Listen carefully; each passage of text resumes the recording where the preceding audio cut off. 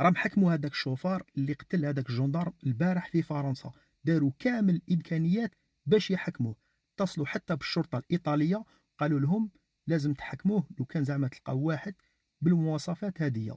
وهذا شوفار من أصول إفريقية من الكاب فير، هضر عليها وزير الداخلية في فرنسا اليوم.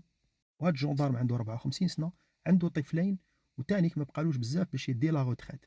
خرجت الزوجة تاعو البارح متأثرة، خرجت قدام الصحافة وقالت بلي فرنسا هي اللي قتلت الزوج تاعي. قالت لهم اتونسيون جو نبارل با ديترونجي مي دان ريسيديفيست. هضرت على لي زيترونجي لانه هو من الكاب فير، بصح هي قالت انا مانيش نهضر على لي زيترونجي. وقالت بلي فرنسا هي اللي راهي تتهاون مع الناس اللي ماهيش دير قوانين ملاح باش تحمينا. وهذه وقعت في السود تاع فرنسا في بلاصه اسمها موجه. دونك نتوما قولوا لنا في لي كومونتير اسكو هذه واش صرا البارح تاثر على لي زيترونجي هنا في فرنسا ولا نو. ربي يجيب الخير، تهلاو في روحكم، سلام.